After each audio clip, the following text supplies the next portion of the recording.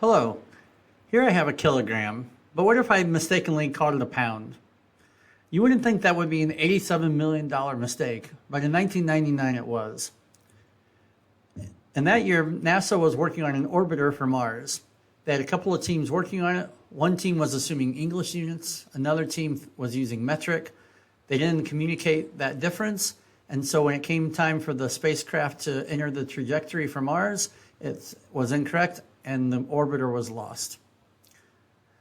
We don't want to make that same mistake in our work, even if we're not having the same price tag for the mistake.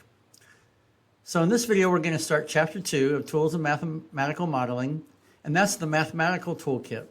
So we're going to learn a variety of mathematical techniques and ideas that will help us actually build a mathematical model as one stage of the modeling process.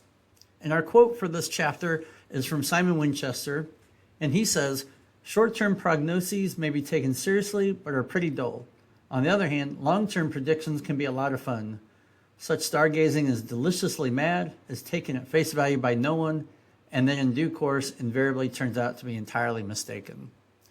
And that's a warning for all of our modeling, is we don't want to have something that is taken at face value by no one and completely mistaken in the end.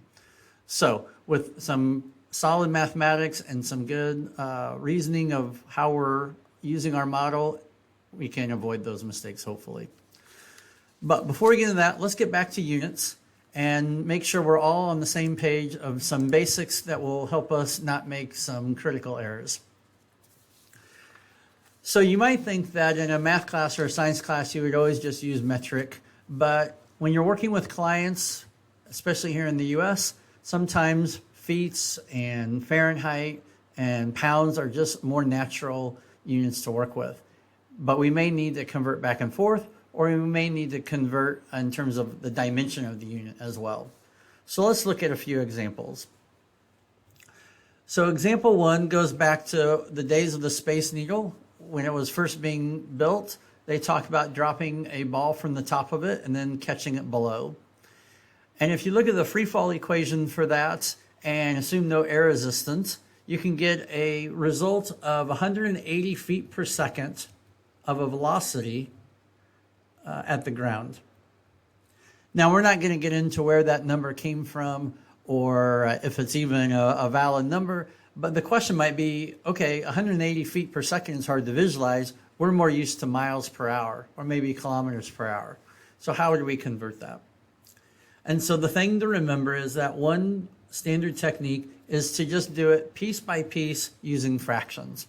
For example, I want to convert this to miles per hour.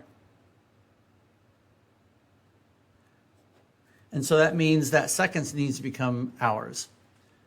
And I know there's 60 seconds in 1 minute. And I know there's 60 minutes in 1 hour. And the nice thing about that is that automatically shows us the path to hours because the seconds have canceled, the minutes have canceled, and now I have hours in my denominator the way I want.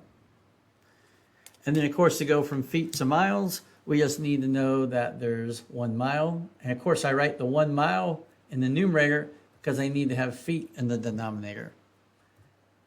And so I need to know that there's 5,280 feet in a mile. And so then feet cancels feet, and all we're left with is miles per hour. And if we work that out, we get about 123 miles per hour. Which, I don't know about you, but I would not be the one at the bottom of the Space Needle trying to catch that ball if that's an accurate number. What if we want to convert that to kilometers per hour?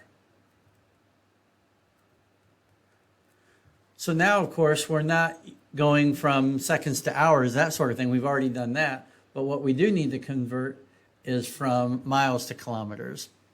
And so we just need to know that there's 1.609 kilometers in 1 mile. And once again, something cancels and we're left with the units we want. And in this case, we get about 198 kilometers per hour. So if that's a more natural unit for you, then that gives you a feel for how fast that object would be going if air resistance was not an issue. Our second example comes from when we have to convert dimensions. And for an example, suppose our question was, how many cubic centimeters in a cubic mile?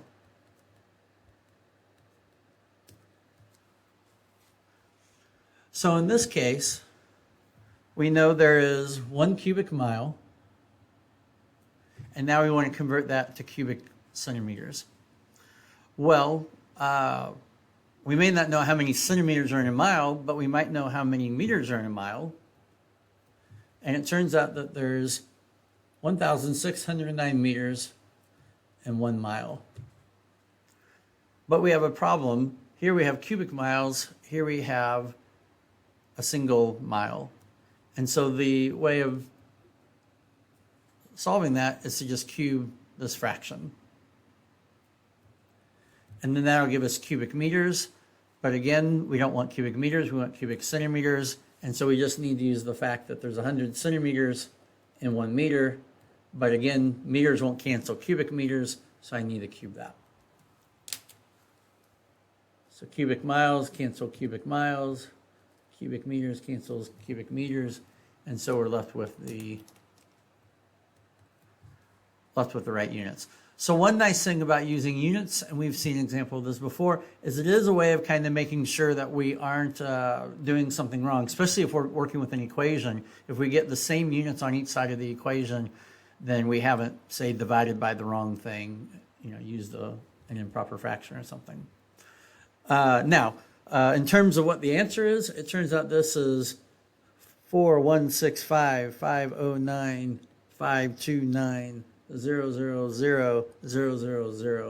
cubic centimeters.